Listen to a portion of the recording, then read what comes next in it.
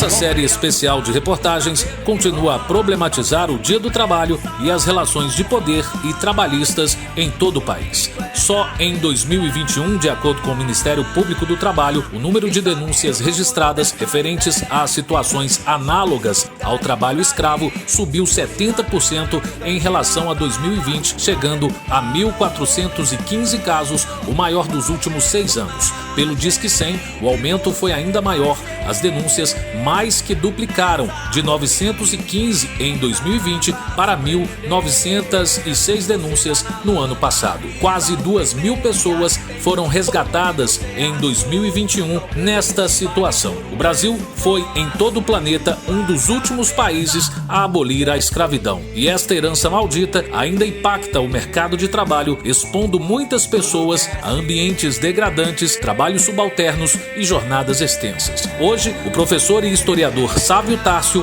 fala sobre como a escravidão se relaciona com a condição de trabalho no Brasil. Quando os trabalhadores estavam celebrando conquistas nos Estados Unidos e na Europa, no 1º de maio de 1884, nós temos no Brasil uma realidade muito diferente. 1884, ainda o país não tinha trabalhador, porque o país vivia da escravidão. Foi o último país a abolir a escravatura. Foi o país que trouxe maior número de escravos em toda a história da humanidade. Nós tínhamos quase 5 milhões de escravos no século XIX, né? Ou descendentes de escravos. O Brasil foi o país que mais lucrou com a escravidão.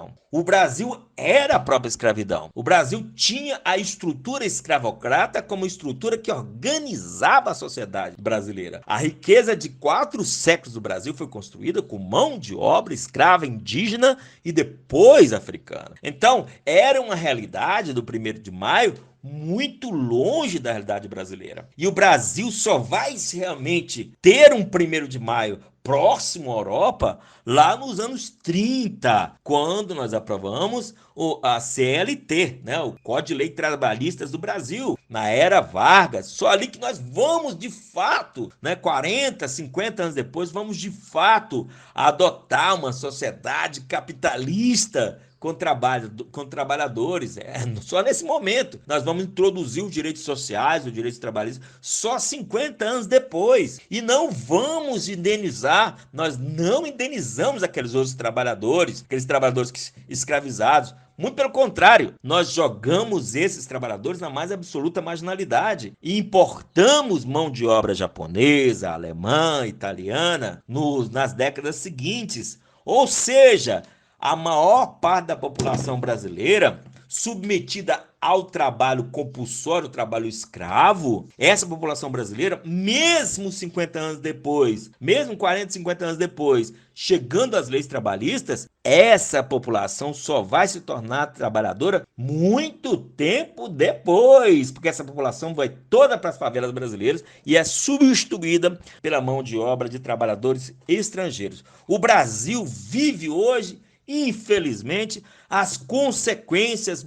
profundas dos 4 séculos, quase 4 séculos de escravidão. E nós não ressarcimos, nós não indenizamos, nós não equilibramos, nós não demos a dignidade do trabalhador negro no Brasil. Por isso que esse trabalhador negro ganha muito menos que o branco, por isso que esses trabalhadores negros, as suas famílias moram nas piores favelas, nas piores periferias do país, por isso que esse trabalhador negro não conseguiu colocar o filho dele na escola, por isso que foi só nos anos 90 que nós conseguimos levar todas as crianças para a escola, e por isso que a criminalidade prefere se esconder nos locais onde esses trabalhadores se encontram, essas famílias pobres, trabalhadores, agora, depois de muito tempo.